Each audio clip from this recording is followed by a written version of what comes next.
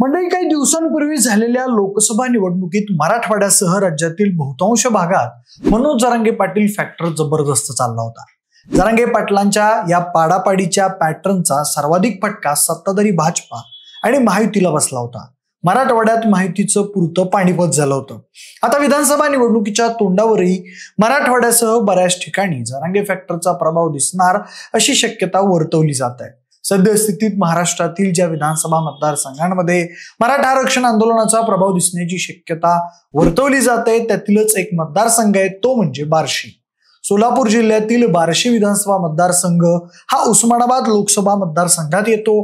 बार्शीमध्ये पुन्हा एकदा विद्यमान आमदार राजेंद्र राऊत आणि माजी आमदार दिलीप सोपल यांच्यात लढत रंगणार आहे. तसेच मराठा आरक्षण आंदोलनाचे नेते मनोज जरांगे पाटील यांनी पाडापाडीचे आदेश दिलेल्या विधानसभा मतदारसंघामध्येही बार्शीचा समावेश आहे. त्यामुळे विधानसभा निवडणुकीत बार्शीमध्ये कोणाची सरशी होणार याकडे राजकीय वर्तुळाचं लक्ष लागलेलं आहे.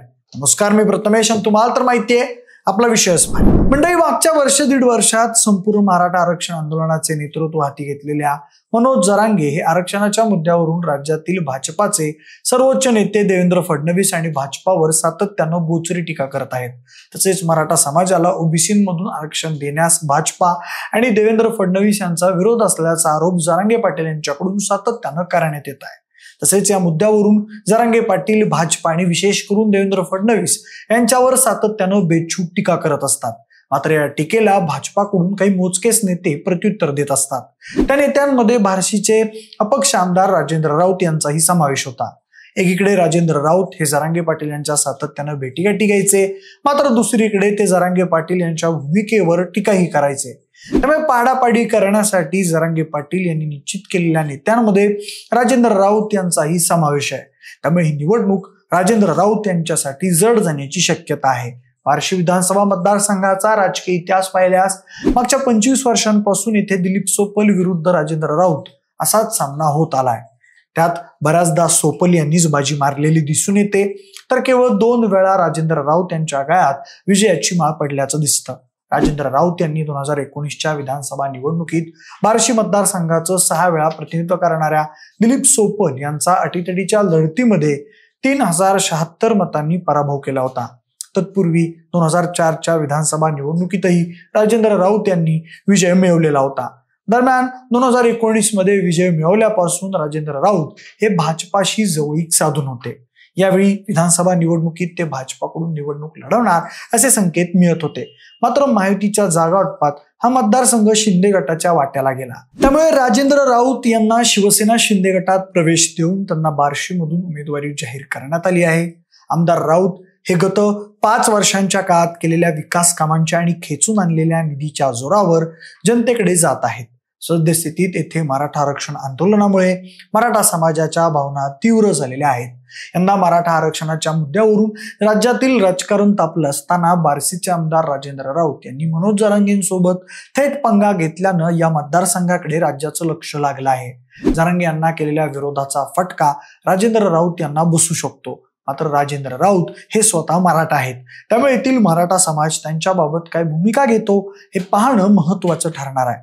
तर राजेंद्र राऊत यांच्या समोर दिलीप सोपल यांचं देखील आव्हान आहे. 2019च्या निवडणुकीत पराभूत झालेल्या दिलीप सोपल यांना 1985 पासून आतापर्यंत 6 वेळा बार्शी विधानसभा मतदारसंघाचं प्रतिनिधित्व केलेलं आहे. शिवसेनेत फूट पडल्यानंतर दिलीप सोपल हे उद्धव ठाकरेंसोबत राहिले होते.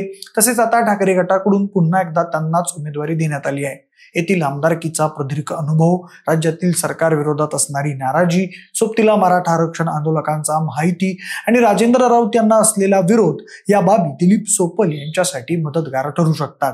दिलीप सोपल यांनी 2019च्या विधानसभा निवडणुकीपूर्वी राष्ट्रवादीच्या शरद पवार यांची साथ सोडून शिवसेनेत प्रवेश केला होता. त्यामुळे येथे राष्ट्रवादीकडून निरंजन भूमकर यांना उमेदवारी देण्यात आली होती. भूमकर यांना बार्शी तालुक्यातील वैराग भागात जनाधार आहे. भूमकर यांच्या उमेदवारीचा फटका सोपल यांना बसला होता. तसेच मतविभाजन होऊन येथून राजेंद्र राऊत विजयी झाले होते.